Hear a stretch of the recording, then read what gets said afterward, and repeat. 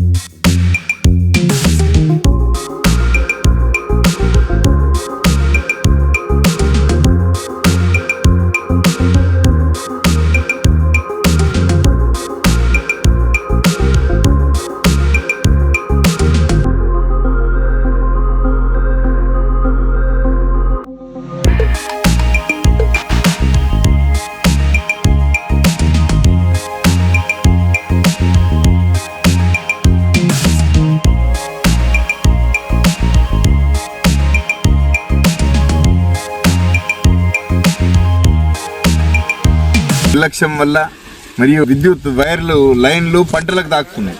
నిన్న 15 ఎకరాల పంట 4 రైతులై షార్ట్ సర్క్యూట్ అయి ఆ వైర్లు తాకి మొక్కజొన్న ఆకులకు మంట పట్టుకొని 15 ఎకరాల పంట నష్టం జరిగింది. ఈరోజు రెవెన్యూ అధికారులు వచ్చి పంచనామా చేయడం జరిగింది. కానీ అంతకు ముందు ప్రతి సంవత్సరం మాకు ఈ వైర్లు ప్రాబ్లం ఉన్నది, మధ్య మధ్యలో పోల్లు కావాలి. ఈ రోజు పంటకు తాకింది, కొద్దిగా ఇంకా హైట్ ఉన్న వ్యక్తి కొద్దిగా కదిలితే మనిషి చచ్చిపోయే పరిస్థితి ఉంటది. విద్యుత్ అధికారుల నిర్లక్ష్యంతో అయితే రైతులకు నష్టం జరిగిందో ఈ నలుగురిని ప్రభుత్వం ఆదుకోవాలి.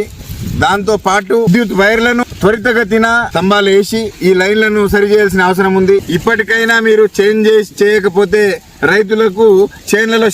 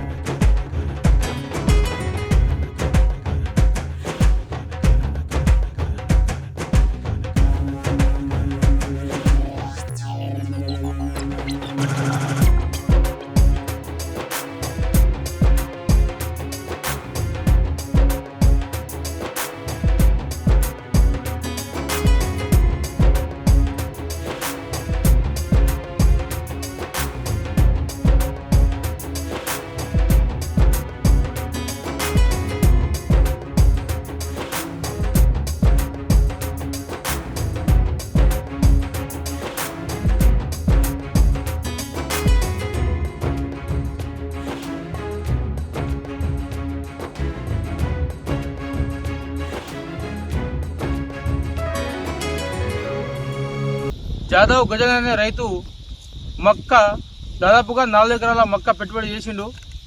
అందులో నుంచి మన కరెంటు ప్రాబ్లం వల్ల లూజ్ బేరింగ్ ఉండడం వల్ల 1 ఎకరం వరకు దాదాపుగా 1 ఎకరం వరకు మొక్కజొన్న కాలిపోవడం జరిగింది.